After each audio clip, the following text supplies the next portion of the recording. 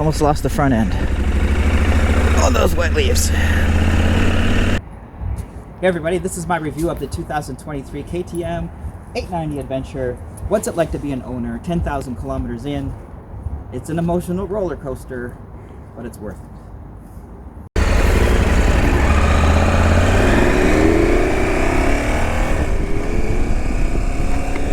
Oh, listen to her roar now. Woohoo! A little bit of backfire, but not too much. Loud, but not too loud.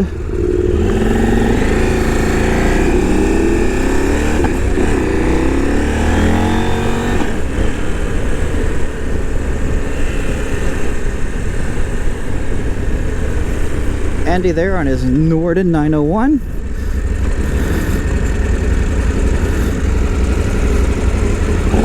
Brought him some new hiding out. And he has done the full Rottweiler air intake system, which he says also is the best upgrade that he's done to his machine.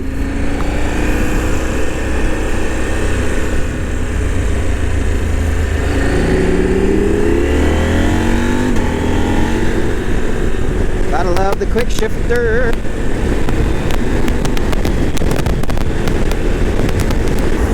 Well, it's windy today, so hopefully the sound's okay.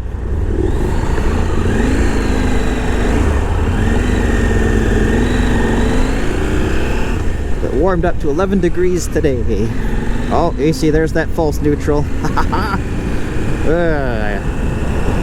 You gotta be accelerated. You gotta ride this thing like you mean it.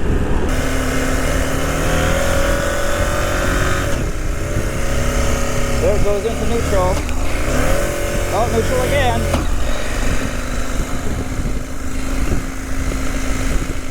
I'm hitting that shifter hard, and I hear a clunk, and end up in neutral. Second to third is never a problem, but first to second, sometimes you hit neutral. It's a quirk you'll have to live with. There are some quirks.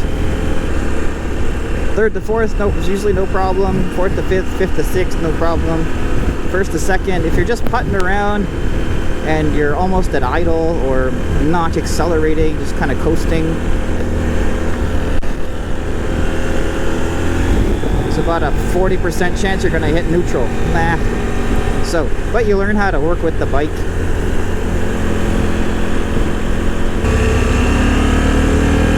If I'm accelerating here, watch.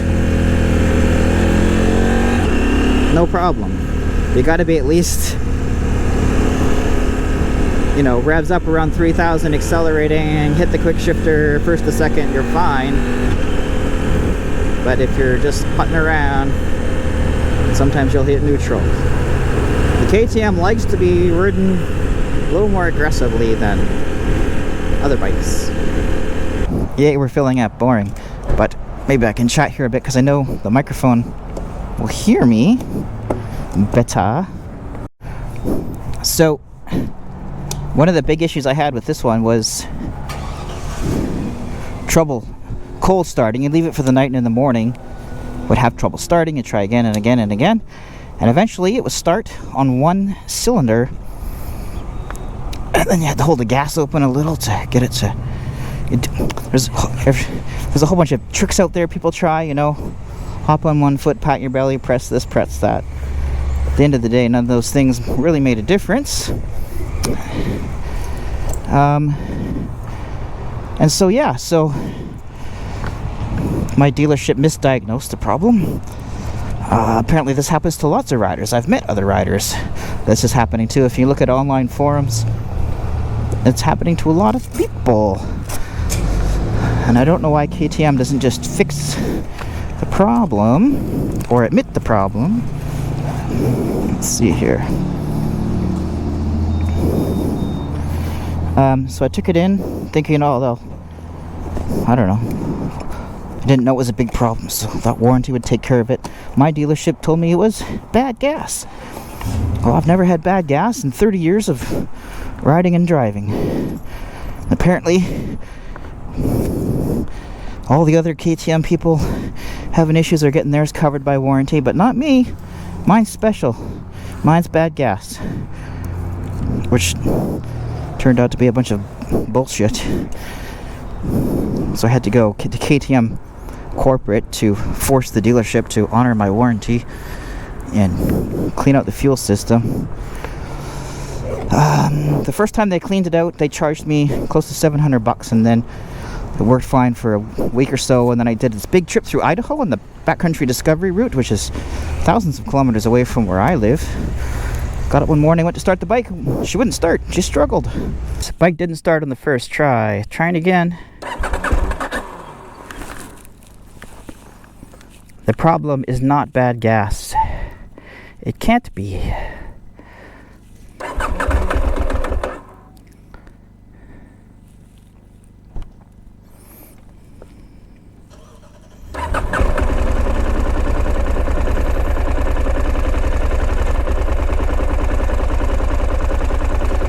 It's running on one cylinder.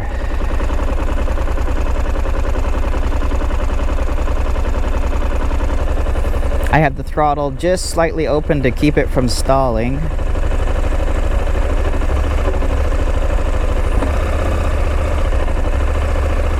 Second cylinder, start, stop, start, stop. Now both cylinders are running.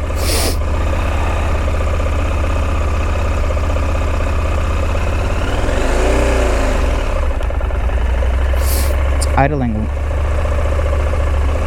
bit low, bit rough, so that was not cool.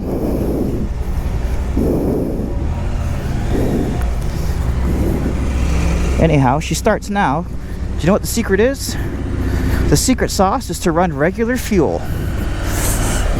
Do not run premium as recommended by your manual. Secret sauce.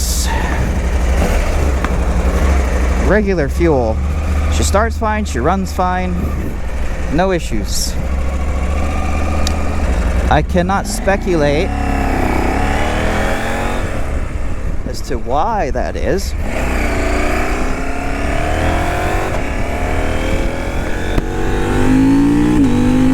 Woohoo! Listen to this as I come out of the next corner. Sounds so glorious. Drop it to fourth.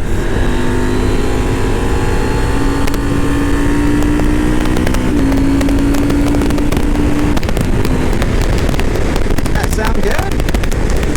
Woohoo! A little bit wet, a little bit dirty, a little bit gravelly. Really, you gotta anticipate this crap on every corner.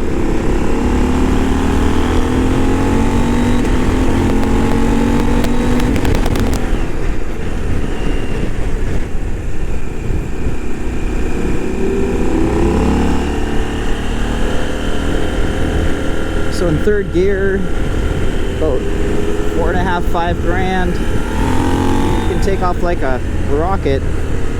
The acceleration's pretty instant.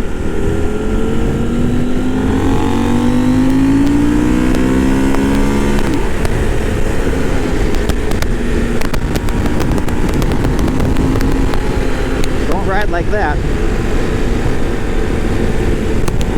Don't let your friends peer pressure you into doing stupid shit. Woo, it's a lot of fun. To me, part of the experience here is the sound.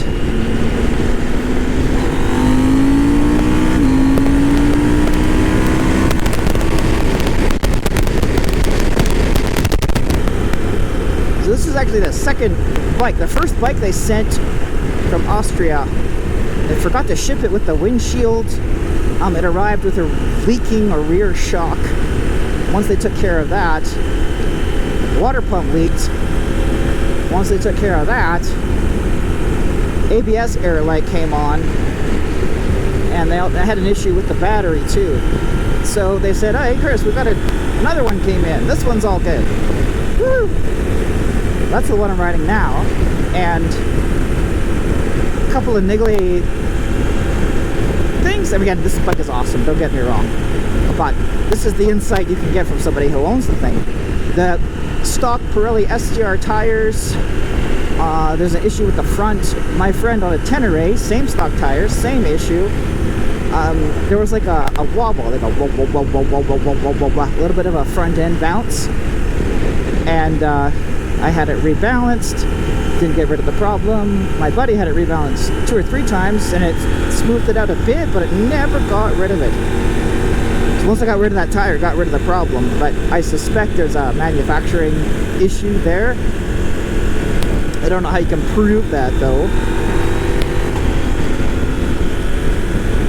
Be interested to know if other people have had the same issue with that Pirelli STR Scorpion front tire.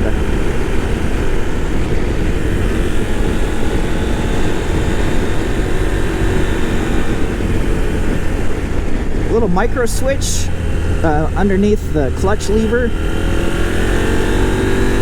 which enables cruise control or disables cruise control, fell off in my driveway. That was a weird one.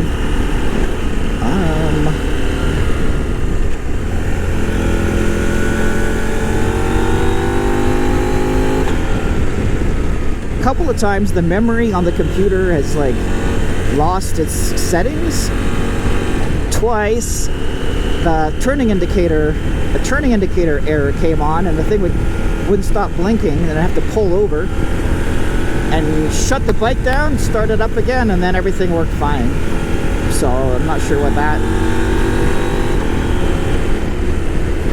is about.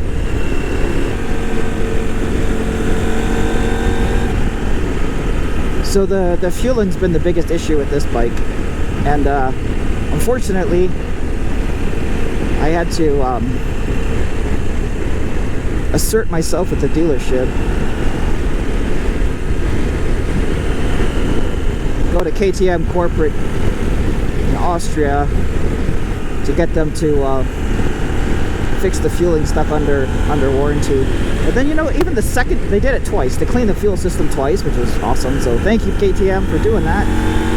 Then I went and probably came out of the dealership with premium fuel and had the same starting issue. Like, it's started running regular again, and the problems went away.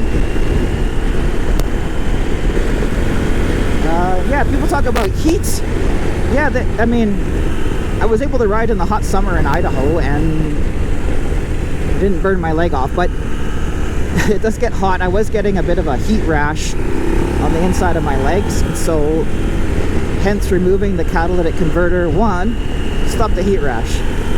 2, sounds amazing. 3, was curious about any performance improvements, which we've already talked about. And then people mention weight, but I mean, if I really wanted to lose weight, I could go on a diet. So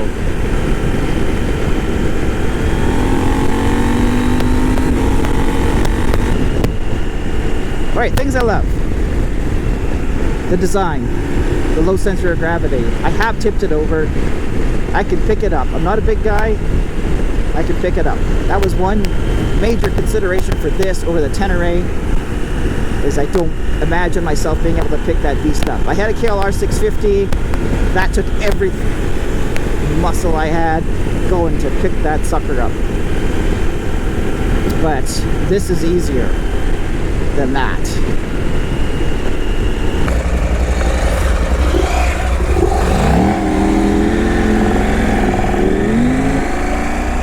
So the electronics on this have been phenomenal.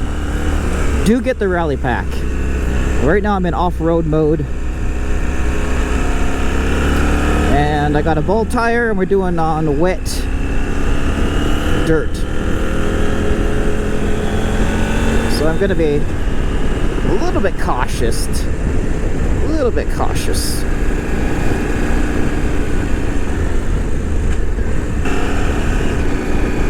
A lot of the times I'll just flick it into off-road mode, and then when I'm feeling tuned up and spirited, we put it into rally mode, and dial in the traction control to about a 4. It's about the maximum that I'm comfortable with in terms of slip. And from what I can intuit, in off-road mode, it's about a 7. So it's a scale of 0 to 9. 9 is maximum traction control, and 0 is nothing.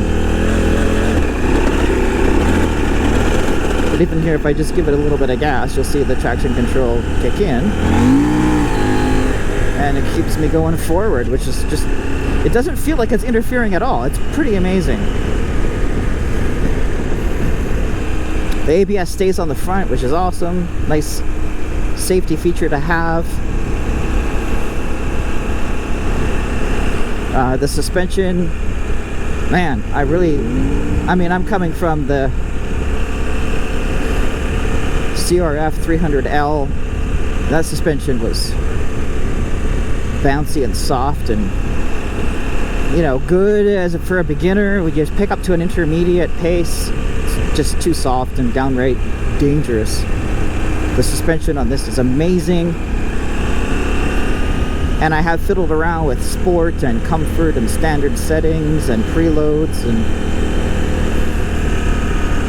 putting it into comfort mode, it's a significant difference from standard. It makes off-road riding just a pleasure. It's like you're soaks up a lot of bumps. And then standard, you know, if you're riding at that intermediate, picking up the pace a little bit, get a better feel for the surface. And sport I found too harsh for my riding ability. I'm sure if you're an expert and really pushing it, you might want to stiffen it up into sport. Of course, those are manual settings with clickers right there, and looks like Andy's having fun with this new tire.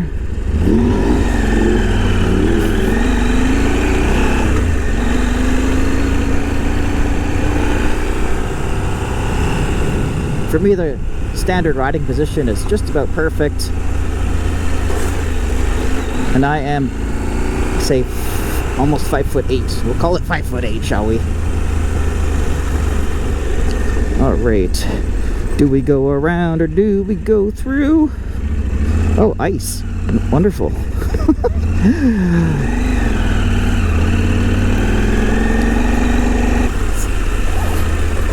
Whoa, this is slippery as hell.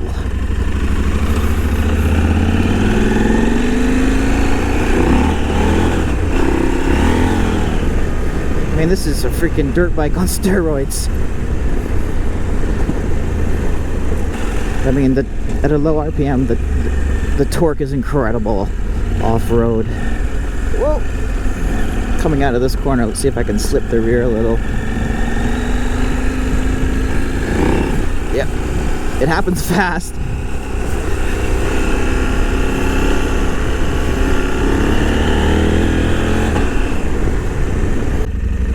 Safety tip, let your buddy go first.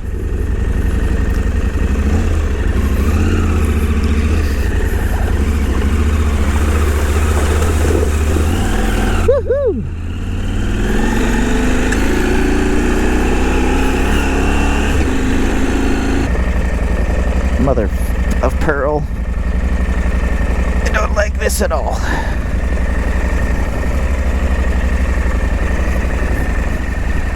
Okay, bald tire, come on, get me up this. Let's go, bald tire, go, go, go, go, go, go, go, go, go. Little traction, please, little traction, please. Don't stall, don't stall, don't stall. Oh!